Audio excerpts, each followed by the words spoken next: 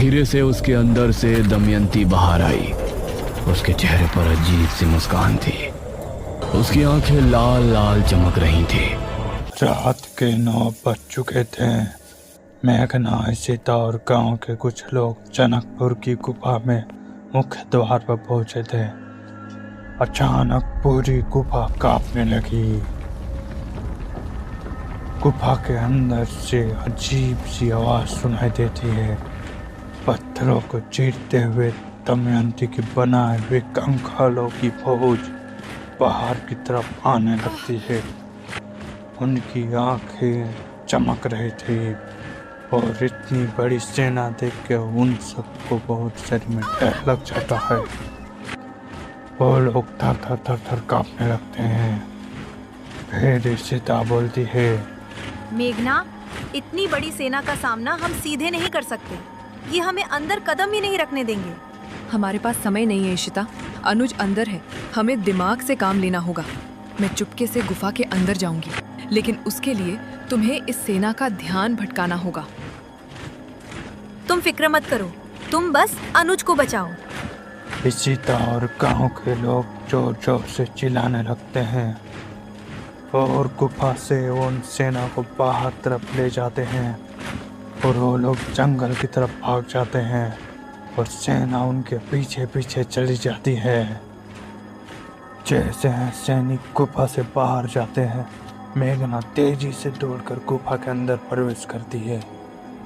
अंदर जैसे ही जाती है, पूरा अंधेरा गुफा में होता है और वो जैसे ही आगे बढ़ती है, चमगादड़ बहुत सारे उड़कर उसी तरफ आते हैं और चले जाते हैं। फिर मेघना हिम्मत जुटाकर थोड़ी और आगे बढ़ती है तो उसे एक तहखाना दिखता है। तहखाने के बीचों बीच एक बहुत ही सुंदर सा भारी शाही तलवार पड़ा था, जैसे किसी राजघराने का हो। तो वह समझ गई कि यह महाराज विश्वजीत की तलवार है। मेघना जैसे ही उस तलवार के मुख को छूती है तो उस तलवार से नीली रोशनी बाहर आने लगती है और मेघना अपने जेब से मृत्युंजय अमृत निकालती है और उसकी कुछ बूंदें तलवार की धार पर लगा देती है और तलवार एकदम सोने की तरह चमकने लगती है। अब मेघना पूरी तरह तैयार हो चुकी है दमयंती का खात्मा करने के लिए और वह गुफा की अंदर की ओर आगे बढ़ चुकी थी।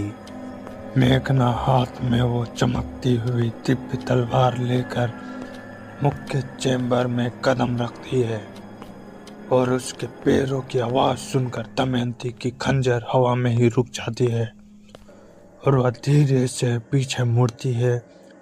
उसकी लाल आंखें गुस्से से मेघना को देखती है। दमयंती, तुम्हारा अंत आ गया है। तो आखिरकार चूहे की तरह छुपते छुपाते तुम यहाँ पहुंच ही गई राजकुमारी मेघालय।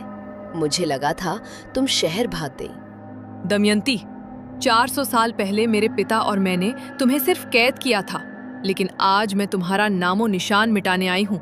छोड़ दे अनुज को। छोड़ दूं? इस मामूली इंसान के खून से आज मेरी अमरता का रास्ता खुलेगा। और तुम तो अब सिर्फ एक कमजोर लड़की हो। तुम्हारे इस नए शरीर में वो पुरानी राजशाही ताकत कहाँ? इतना कहते ही दमयंती अपनी दोनों बाहों को हवा में उठाती है। गुफा की जमीन ओसे थर थर थर थर कांपने लगती है। दमयंती की उंगलियों के काले धुएं और बिजली के गोले निकलती है। वह अपनी काली शक्तियों का पहला वार मेघना पर करती है। मेघना फुर्ती से एक तरफ कूद जाती है और वो बिजली का गोला सीधे पीछे चट्टान पर गिरती है। बच नहीं पाओगी। दमयंती हवा में तैरते हुए मेघना की तरफ बढ़ने लगती है और वह अपने लंबे नाखून से मेघना पर हमला कर देती है। मेघना अपने बचाव में तलवार अड़ा देती है।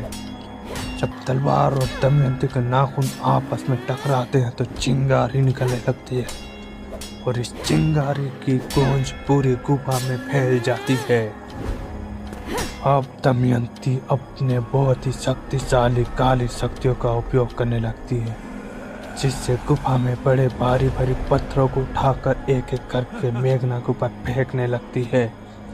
और मेघना अपने बचाव में तलवार को बीच में अड़ा अड़ा के कुछ पत्थर को तो रोक देती है,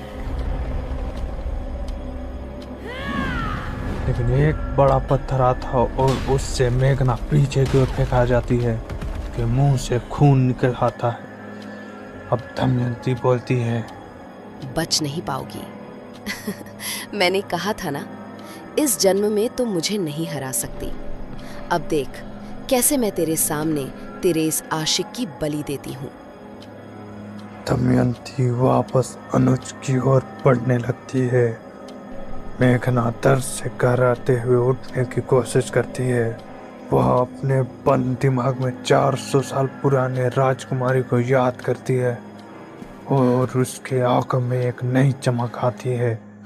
वह चिल्लाते हुए बोलती है, जय महाराज विश्वजीत। मेघना हवा में छलांग लगाती है। दमयंती कुछ समझ नहीं पाती। उसने पहले ही अमृत से सरोबार वो दिव्य तलवार सीधे दमयंती के सीने के आर पार कर दिया था। दमयंती चिल्लाती है।